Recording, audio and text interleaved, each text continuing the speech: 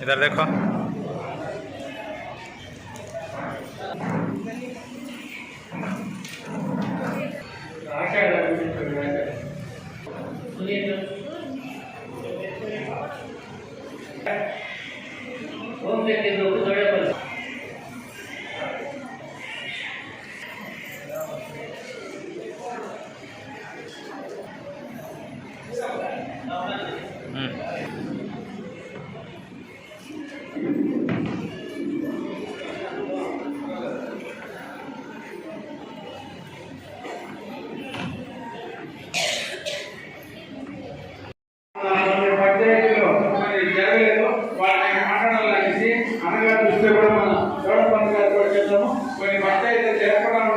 ఏమన్నా ఉంటే కూడా మీ బంధువులు కూడా సహకరించి వాళ్ళు కూడా ఏదో కొత్త లోన్లు తీయించి లేదో ఆ ప్రీపేమెంట్ కట్టించేది మళ్ళీ కొత్త లోన్లు తీయించి వాళ్ళకి మళ్ళీ సహకారంగా కట్టమని కూడా మేము కూడా చేస్తామని కూడా కోరుకుంటూ ఈ అవకాశం ఇచ్చిన అందరికీ మీకు పెద్ద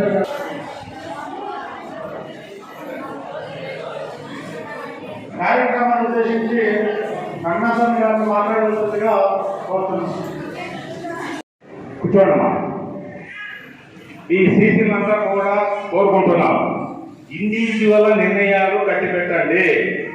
ప్రభుత్వం ఏ ఉద్దేశంతో ఈ స్కీములు పెట్టాయో, ఏ రుణాలు పెట్టాయో, ఏ ప్రభుత్వం పెట్టిందో, ఏ ముఖ్యమంత్రి పెట్టాడో, ఏ ప్రధానమంత్రి పెట్టాడో ఆ ప్రభుత్వానికి కూడా పేరు రావాలి అనడానికి. అదేవిధంగా ఈ సొసైటీని అభివృద్ధి చేయడానికి ముందుకు వచ్చారో వాళ్ళకి తప్పకుండా గతంలో లాగా ఎవరో ఒకరిని తీసేయడము, పేర్లు రాసేయడము, ఇచ్చేయడము, వాడు కట్టకుండా పోతే వదిలేయడము అది కొద్దిగా మానుకోండి. మీ ఏరియాలో ఏ రుణాలు ఇవ్వాలన్నా, ఏ ప్రాజెక్టులు చేపట్టాలన్నా ఆ స్థానికంగా ఉండే నాయకులు మీకేమి మార్చేయమని చెప్పురు. ఎవరికంటే శివరాం, రాము, అదేవిధంగా బీజేపీ శివ, మన మండల మహిళా సమాఖ్యాల అధ్యక్షురాలు, అదేవిధంగా ఈ శాఖకు సంబంధించిన సీసీలకు కానీ, సంఘమిత్రాలకు కానీ, అధికారులకు కానీ, అనధికారులకు కానీ, అక్క చెల్లెళ్ళకు కానీ అందరికీ నా యొక్క నమస్కారాలు. ముఖ్యంగా కొద్దిగా మార్పు వచ్చింది. ఆ మార్పు సద్వినియోగం చేసుకోవాల్సిన పరిస్థితి మీపై ఉంది. ఎందుకంటే గత 5 సంవత్సరాలు ఏమి జరిగింది అనేసి అందరికీ తెలుసు. 5 ఏళ్ళు ఎంత అభివృద్ధి అయినామనేసి అందరికీ తెలుసు. అయినామా లేదా? ఇక మనం మన జీవితం కానీ, పిల్లల జీవితం కానీ, మన కుటుంబాలు కానీ, గ్రామాలు కానీ అభివృద్ధి కావాలంటే పూర్తి మీపైన ఆధారపడింది. ఎందుకంటే ఆ రోజే మన ప్రీతమ నాయకుడు చంద్రబాబు నాయుడు గారు కానీ, మన స్వర్గస్థులు తారక రామారావు గారు కానీ ఏమన్నాడు ఆయన? ఆడబిడ్డకు ఆస్తికు రావాలి, మగపిల్లలతో పాటు ఆస్తికు రావాలని చట్టం తీసుకురావడం జరిగింది. అదేవిధంగా దేశం, కుటుంబం అభివృద్ధి అవుతుంది కాబట్టి వాళ్లకు ఆస్తికు ఇవ్వాలి. ఎంతసేపు భర్త పైన, తండ్రి పైన ఆధారపడకూడదు. అదేవిధంగా కుటుంబాన్ని సాధించాలంటే ఈ సమాజంలో ముందుకు పోవాలంటే 4 లక్షలు వస్తే విశిక్షణ జ్ఞానం వస్తుంది. కుటుంబాల గురించి, పిల్లల గురించి, సమాజాన్ని గురించి ఆలోచించే శక్తి వస్తుంది. కాబట్టి వాళ్ళకే సపరేట్గా మహిళా యూనివర్సిటీ కూడా పెట్టడం జరిగింది. అదేవిధంగా ఏది తీసుకున్నా ఒక భాగం ఆడబిడ్డకి ఇచ్చినట్లయితేనే ఆ కుటుంబం అభివృద్ధి చెందుతుంది. మీకు అందరికీ తెలిసిన విషయమే. మీరు కూడా గ్రామాల నుంచి వచ్చారు. మీరు ఒకసారి మీ పక్కేళ్ళు మీ కుటుంబాలు కానీ, మీతో చదువుకున్న వాళ్ళు కానీ, మీతో పాటు పెళ్ళైన వాళ్ళ గురించి కానీ ఒకసారి ఆలోచన చేయండి. ఏ మహిళ అయితే సక్రమైన పద్ధతిలో పిల్లలను పెంచుతుందో, భర్తను సక్రమంగా నడిపించగలుగుతుందో, ఒక ఆర్థిక క్రమశిక్షణ, అదేవిధంగా విలువలతో కూడిన కుటుంబాన్ని నడపగలుగుతుందో ఆ కుటుంబం ఎప్పుడు సంతోషంగా ఉంటుంది, ముందుకెళ్తుంది, అభివృద్ధి అవుతుంది. ఎవరైతే జవాబుదారీ లేకుండా, ఆర్థిక క్రమశిక్షణ లేకుండా, విద్యాజ్ఞానం లేకుండా పిల్లలను సక్రమ రీతిలో ఎవరైతే పెంచలేకపోతారో ఆ కుటుంబం సర్వనాశనమే. ఒకసారి ఆలోచించేయండి. మీతో పాటు చదువుకున్న కానీ, మీ ఫ్రెండ్స్ కానీ కొంతమంది మంచి స్థితిలో ఉంటారు, కొంతమంది ఈరోజు కూడా కూలి చేసి తినే పరిస్థితుల్లో ఉండరు. కాబట్టి ఈ ఒక్క మనుషుల మధ్య ఉండే, మీరు పుట్టింది ఇక్కడే కదా, ఈ రాష్ట్రంలోనే పుట్టారు, వాళ్ళు పుట్టినట్లే పుట్టినారు, అదే ఈ భూమి పైన పండిన పంటనే తిన్నారు. కానీ వాళ్ళకి తేడా ఏంటంటే పెంపకం, తల్లిదండ్రుల పెంపకం, వాళ్ళ ప్లాన్ ఇది.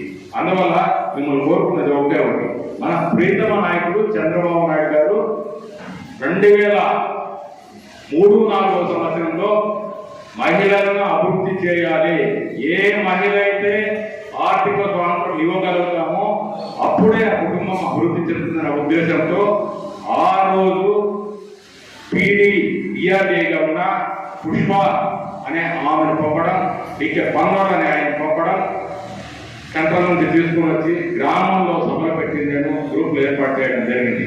ఆ రోజు కొంతమంది పురుషులు లేచిందేను, ఆ తులసి దగ్గర మీటింగ్ పెడితే మమ్మల్ని వంట చేసేసి ఆడవాళ్ళు ఊర్లు తిరిగే పంపుతా ఉన్నారు అనేసి చంద్రబాబు నాయుడు పైన అగైనెస్ట్ గా లేచినారు. చాలా మంది లేచినప్పుడు నేను ఏర్పాటు చేసినాను. ఎవరైతే పిల్లలను స్కూల్ పంపకుండా గొర్రెలు మేపడానికి, పశువులు మేపడానికి, కూలికి పంపుతా ఉంటే వాళ్ళని విలేజ్ మనిషిని చెప్పి పిలుచుకొని వచ్చి ఒకదా పుట్టుకొని పెట్టి స్కూల్కి పంపండి అంటే మా ఆవులు మేపుతావని జరిగిన కొంతమంది ప్రభుత్వం దృష్టికి తీసుకొని పోయి, ఇప్పుడైతే ఉన్నాడు ఆయన తెలంగాణలో ఉన్నాడు, అప్పుడు ఉండే పీడి, వీళ్ళకు మొట్టమొదట ఎవరైతే డ్రాప్అవుట్స్ ఉన్నారో, నిరుపేదలు ఉన్నారో వాళ్ళ పేరెంట్స్ తో గ్రూపులు ఏర్పాటు చేసి వాళ్ళకి ఉపాధి కల్పించాలనేసి గవర్నమెంట్కి జీవో తీసుకునే విధంగా ప్రయత్నం చేసి మన్మోహన్ సింగ్ అనే ఆయన ద్వారా ఆ రోజు డైరెక్టర్ ఉంటే, తర్వాత ఆ పిల్లలు కూడా పుట్టు పెట్టాలి డ్రాప్అవుట్స్ అనేసి స్కూల్లో 70 స్కూళ్ళు పెట్టి ఆ రోజు చేయడం జరిగింది. ఇదంతా ఎందుకు చెప్తా ఉన్నానంటే మీరు కూడా కొద్దిగా ఆలోచించే, నాయకులకు, ముఖ్యమంత్రికి ఉన్నా, ప్రధానమంత్రికి ఉన్నా మీలో ఉండాలా ఈ కుటుంబాన్ని పైకి తీసుకుని రావడం. ఏదో డబ్బు వస్తుంది. మహిళా సమైక్యానికి వచ్చిన పెద్దలు, మండల నాయకులకు, అదేవిధంగా వెలుగు సిబ్బందులకు మరియు మహిళా సోదరి మనకు అందరికీ కూడా పేరు పెరిగిన ధన్యవాదాలు. అదేవిధంగా పత్రికా, ఎలక్ట్రానిక్ మీడియా, ప్రింట్ మీడియా సోదరులు కూడా నమస్కారాలు. ఈరోజు అదేవిధంగా ఈ సమావేశానికి మన సర్పంచ్ దామోదర్ కూడా వచ్చారు, వారు కూడా వేదికగా తెలియజేస్తున్నాం. ముఖ్యంగా ఇంకేపు కూడా అందరూ కూడా క్లుప్తంగా చెప్పారు. ఈరోజు మీకందరికీ కూడా ఇక్కడ వచ్చిన వాళ్ళకందరికీ కూడా ₹1,00,000 నుండి ₹2,00,000 కూడా సబ్సిడీ లోన్లు కూడా ఇవ్వాలని ఉద్దేశంతో మేము అందరూ కూడా ఇక్కడ పిలిపించారు. అంటే మళ్ళీ నెక్స్ట్ కోటాలో ఇంకొక 600 మంది కూడా ఇచ్చేదానికి ఆస్కారం ఉంటుంది. అట్లా సంవత్సరంలో ఇంచుమించు 10,000 మందికి కూడా లోన్లు ఇప్పించే ఉద్దేశంతోనే మన మండలం నుంచి మనమంతా కూడా మీరు ఏదో రకంగా దాన్ని డెవలప్మెంట్ చేసుకోకపోవాలా. ఎందుకంటే ఈరోజు అందరూ కూడా పాలవాళ్ళు పెట్టుకునేసారు. పాల ₹40 నుంచి ₹30 వచ్చాయండి. కారణం ఏమంటే ఉత్పత్తి ఎక్కువైపోయాయి, దాన్ని తాగేవాళ్ళే దాన్ని తీసేసేవాళ్ళు లేకుండా పోయింది. దాని కాకుండా వేరే రకంగా ఏ రకంగా తీసుకోకపోతే బాగుంటుంది ఉద్దేశంలో కూడా ఇప్పుడు ఈ రోజంతా కూడా ఇస్తాడు. ఎందుకంటే చిన్నగా తరగాలి పెట్టుకుంటే కూడా వీకోటలో ₹10,000-20,000 రేంజ్ పెట్టుకుంటే బ్రహ్మాండంగా కూడా దాంట్లో ₹1,000-2,000 సంపాదించుకోవచ్చు. ఆటోమేటిక్గా నెలకి ₹30,000-40,000 రొటేషన్ చేసుకోవచ్చు. అదే రకంగా ఊళ్ళో చిల్లరంగా కానీ ఒక బట్టల షాపు, టైలరింగ్, ఇక ఎన్నో రకాలుగా సామాన్యులు చూపడము, ఇవన్నీ కూడా ఇండివిజువల్గా మీరు చేసుకొని 10 మందికి పని కల్పిస్తే దానివల్ల అందరూ ఉపయోగపడేదానికి ఉద్దేశం ఉంటుందనే ఉద్దేశంతో ఈరోజు ప్రధానమంత్రి గారు యావత్ భారతదేశం మొత్తం కూడా ఈరోజు లాంచింగ్ ప్రోగ్రామే. కొన్ని లక్షల మనిషికి ₹1,00,000 నుండి ₹2,00,000 లోన్ ఇచ్చేదానికి ఈ రోజే స్టార్ట్ అయిపోతుంది. కాబట్టి ఇక్కడ కూడా మన ఆంధ్రప్రదేశ్లో మన ముఖ్యమంత్రి చంద్రబాబు నాయుడు గారు, పంచాయతీ శాఖ మంత్రి పవన్ కళ్యాణ్ గారు కూడా ఈ రోజు లాంఛనంగా ఇది ప్రారంభిస్తున్నారు. కాబట్టి మనం కూడా వీకోటలో ఇక్కడ మనం చేసుకుంటున్నాము. దయచేసి మీరు ప్రతి ఒక్కరు కూడా సద్వినియోగం చేసుకొని సక్రమంగా మీరు ₹1,00,000 తీసుకోవాలి కంటే ఇది ఒక సంవత్సరం 2 ఏళ్ళు అవుతుంది.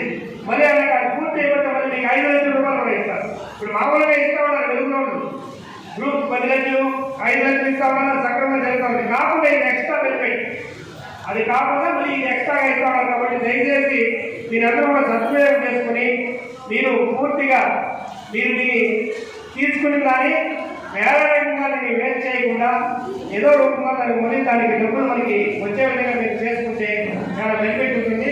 అదే